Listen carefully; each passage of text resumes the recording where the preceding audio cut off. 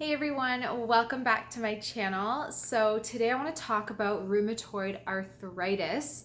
I have a lot of requests to talk about this, and our drain makes a lot of noise, so I apologize if you hear that bubbling sound.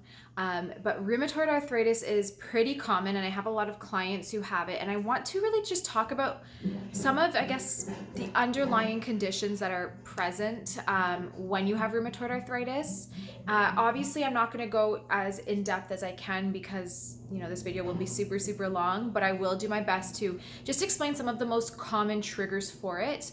And if you guys have any questions about this, you can always post them in the comments. I also have a membership platform, holisticspring.org, where I have a ton of information, not just on arthritis, but everything else that you can imagine. And you guys can ask me questions there and get, one-on-one in-depth answers and all that good stuff. So I'll leave that linked down below. Okay, so rheumatoid arthritis, where is this pain and inflammation coming from, and what's the source? So there's so much to talk about. I won't go again into tons of detail on everything, but what I really want to touch on are some of the most common triggers for it. So number one, rheumatoid arthritis is most often a microbial imbalance type condition. So usually if you have rheumatoid arthritis, you have dysbiosis. It's not guaranteed, but it is most of the time. So you want to look at what is going on in your body in terms of your pathogens and dysbiosis, and see what you can do to improve that. So a lot of times you'll have to do some sort of Candida cleanse or parasite cleanse or something like that. But what you really want to think about is, if I have pathogenic imbalance or dysbiosis,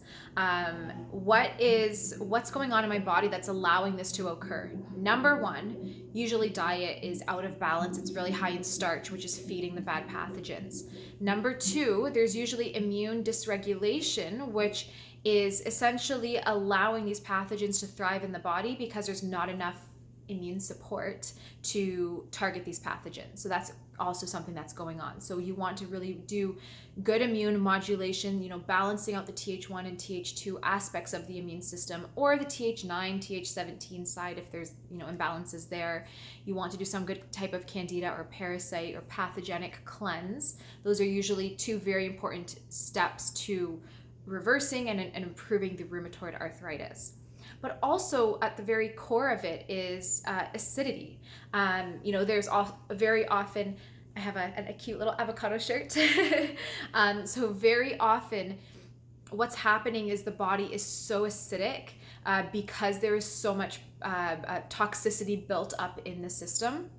And when you're so acidic and there's so much toxicity built up, this actually leads to a pH dysregulation in the body. So toxins like glyphosate, pesticides, plastics, xenoestrogens, environmental toxins, etc. These are very acidic, and so as long as they're sitting in our body and not being excreted through our primary emunctories like our liver and our kidneys, which are usually blocked and not working well if you have an autoimmune, if these toxins are not leaving, they're sitting in the body, changing the pH of your body. And so your body has to pull minerals out of your bones to compensate for this acidity to keep your blood at a certain pH.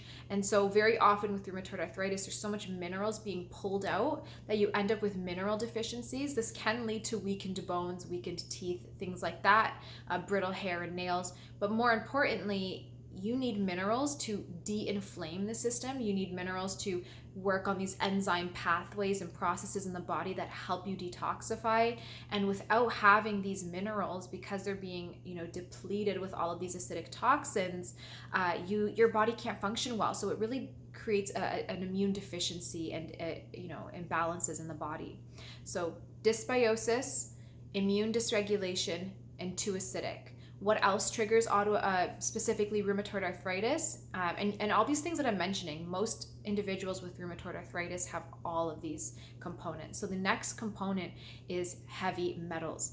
The main depository site for heavy metals in the body are our joints.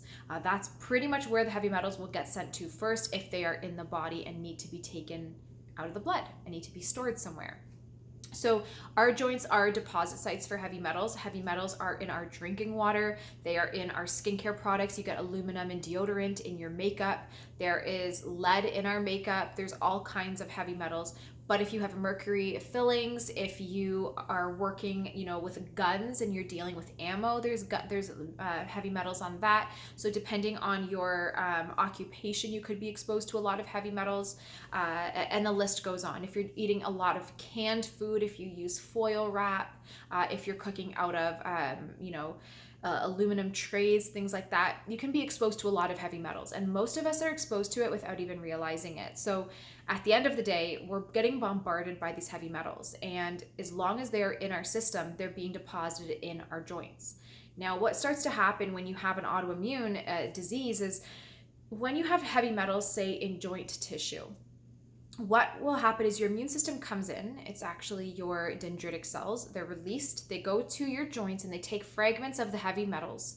And they go back to the immune system into the lymph nodes, and they present this heavy metal to the T and B cells of the immune system, which are the cells that will create the full army of antibodies to come out and eliminate these heavy metals from the joints, or at least try to. Without the liver and kidneys working, they're not successful. So when your dendritic cells take a fragment of the heavy metal, they're also taking some of that tissue that the heavy metals are attached to. So this tissue, your tissue, is also being presented to your T and B cells in your body, which means your immune system is not just creating antibodies to these heavy metals or neutrophils and macrophages to clear out these heavy metals. They're also creating antibodies to your own tissue, your joints. So when you have an autoimmune reaction, it's your body having antibodies against itself. So it's attacking its self tissue. In the case of arthritis, the joints usually. So that's kind of what's happening there, is now you have heavy metals deposited in this area, inviting the immune system to come in and attack that area, leading to chronic inflammation and tissue destruction. But you also have a ton of inflammation just in and of itself from having so many heavy metals stored in your joints. So again, to recap, usually there's microbial imbalance, so some type of dysbiosis. There's immune dysregulation, so you need to modulate that. There's poor liver and kidney function, so you need to cleanse that out. Too much acidity, so you need to alkalize the body, but also way too much toxins, including heavy metals, that need to be chelated and eliminated from the body. So heavy metals are very much at the root cause of rheumatoid arthritis, most of the time. So what can we do? Well, there's so much to do. And what I don't want to give you a step-by-step guide in this video, because that's not the intention of this video. It's more to educate you on what's happening, but I will give you guys some tips. And what you need to realize is, especially, depending on how long you've had your autoimmune, you can't, expect results within a couple weeks or even a couple months. When you're dealing with this many imbalances, it could take years and years to really see significant change. So you guys first have to accept that timeline. It could take only a couple weeks or months for you, and if it does, you're super lucky, but you also have to understand that it could take significantly longer.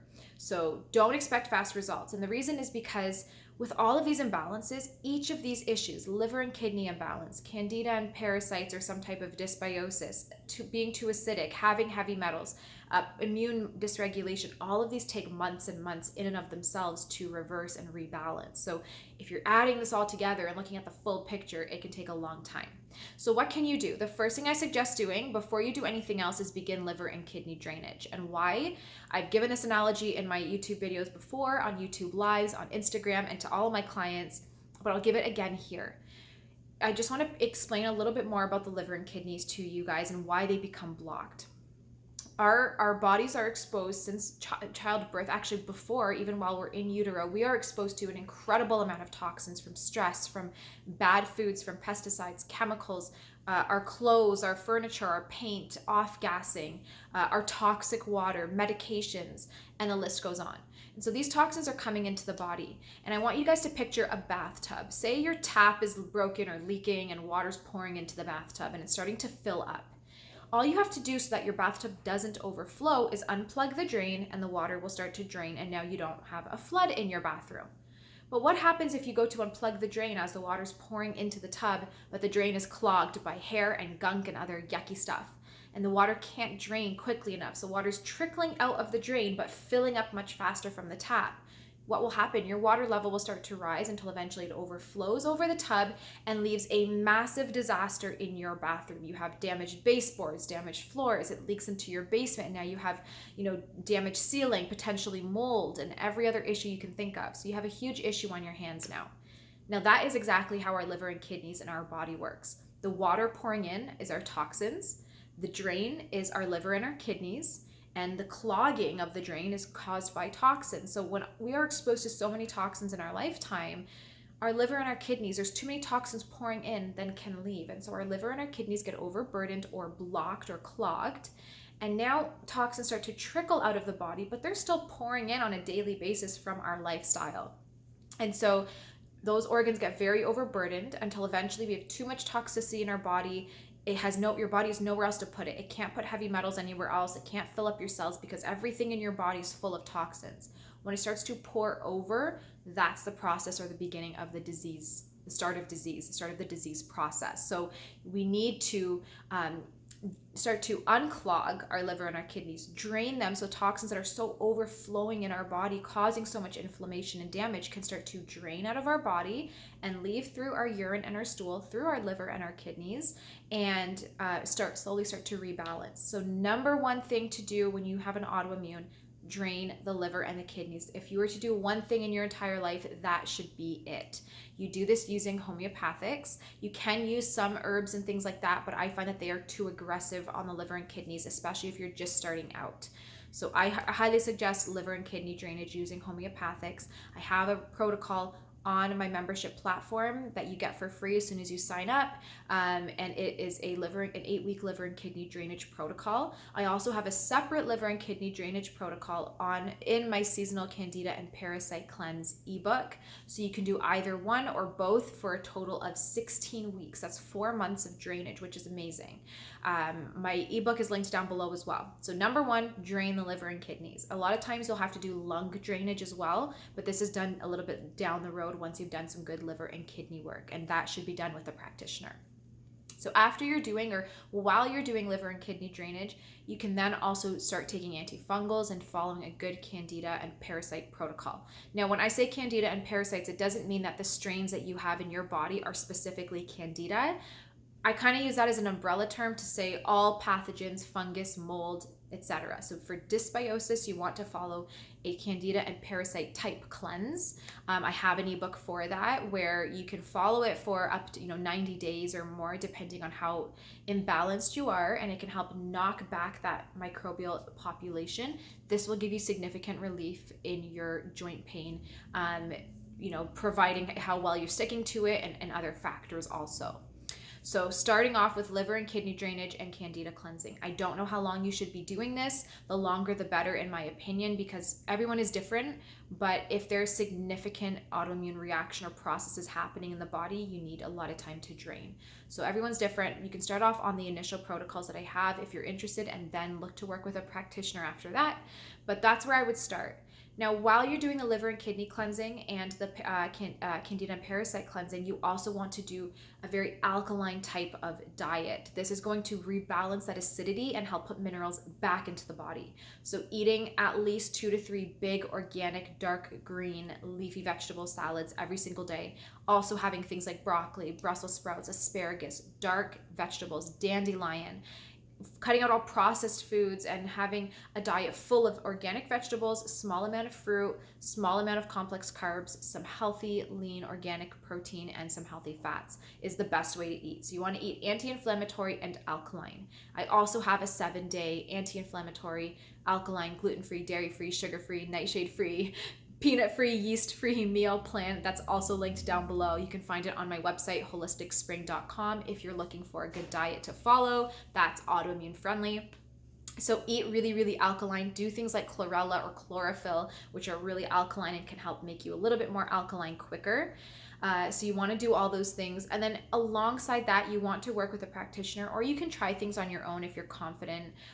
You want to try to do immune modulation. So depending on if you are Th2 dominant or Th1 dominant, or where your imbalances are, you want to be taking certain supplements to modulate the immune system so that it's in balance and you don't have too much of one or the other. So imbalance so that it can start to fight off pathogens and things like that on its own and quiet down that tissue destructive aspect of the immune system. So those are some of the main and most important things that you should be doing.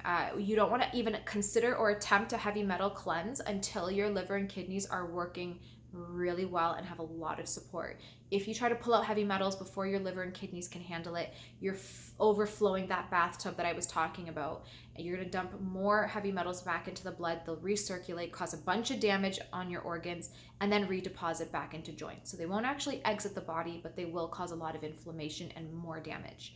So don't touch heavy metals or anything like that until you've done some good liver and kidney drainage. With my clients, we do drainage for a year plus on the liver and kidneys. So in our world today, when you're so toxic and bombarded with toxins, if you've never done liver and kidney drainage before, I think it should be done for at least a year.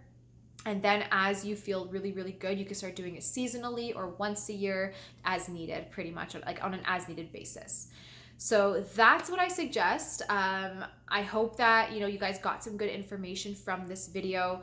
Just remember that when you're having this autoimmune process, there is so much inflammation inside your body that it's wreaking havoc and causing a lot of imbalances. So you need to peel back the layers one by one and just address one thing at a time. The liver, the kidneys, dysbiosis, being too acidic, immune dysregulation, heavy metals, food sensitivities, and the list goes on. So just work on one thing at a time. Try to follow that order that I gave you, and just remember, give your body time, and you also will not see an uphill improvement or a exponential improvement. You're going to see ups and downs. You'll feel great and then worse, and then great and then worse. But hopefully this great and worse is going up over time. So overall, in the longer picture, you're seeing significant improvement, but some days you might feel worse than others. It doesn't mean you're regressing. It's just part of the process. So there's a lot more information on the membership platform, but I hope that this is a good starting point and that you guys got some good info from here. I hope you enjoy. Make sure you subscribe to this channel, give this video a thumbs up, and follow me on Instagram at Marla's Healthy Life if you're not already. And I'll talk to you in my next video. Bye.